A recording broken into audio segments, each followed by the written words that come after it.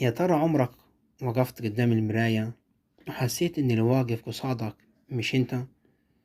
عمرك تخيلت إن انعكاسك ممكن يرمش من غير ما إنت ترمش، أو يبتسم ابتسامة غريبة مش شبه ابتسامتك؟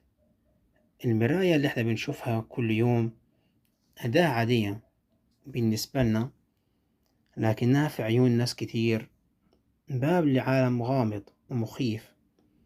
في الفيديو ده هنتكلم عن الخوف من المراية، منين جه، وليه لحد النهاردة في ناس بتخاف زي ما بيخافوا من الكوابيس.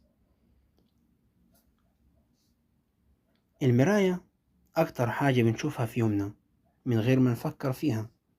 بنصحى من النوم، أول حاجة بنعملها نروح نقف قدام المراية، بنظبط شكلنا قبل ما نخرج، أو بنعدل شعرنا، أو حتى بنبص لنفسنا عشان نتأكد إننا تمام.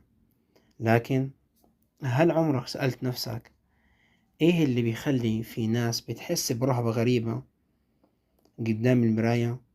ليه المراية ممكن تتحول من مجرد قطعة زجاج عادية لباب مظلم يربطنا بحاجة أكبر من عالمنا؟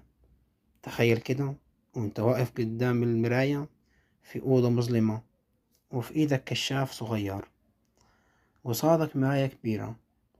انت واقف بتبص لنفسك، بس فجأة تلاحظ إن انعكاسك بيتأخر نص ثانية عنك. انت بترمش وهو بيرمش بعدها. انت بترسم ابتسامة خفيفة، لكن انعكاسك بيبتسم ابتسامة أعرض وأغرب.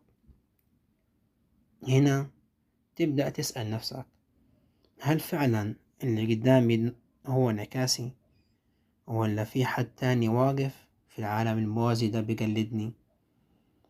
اللي بيخافوا من المراية عندهم حالة اسمها أيسوبتروفوبيا، وهو نوع من الرهاب بيخلي أي شخص يحس إن المراية مش مجرد انعكاس.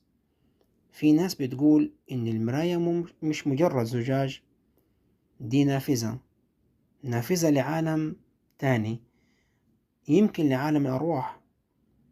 من زمان كان في معتقدات إن المراية بتزين أرواح البشر، علشان كده في بعض الثقافات لما حد كان بيموت كانوا بيغطوا المرايات كلها اللي في البيت، خوفا من إن روح الميت تفضل محبوسة فيها. خليني أحكي لك قصة.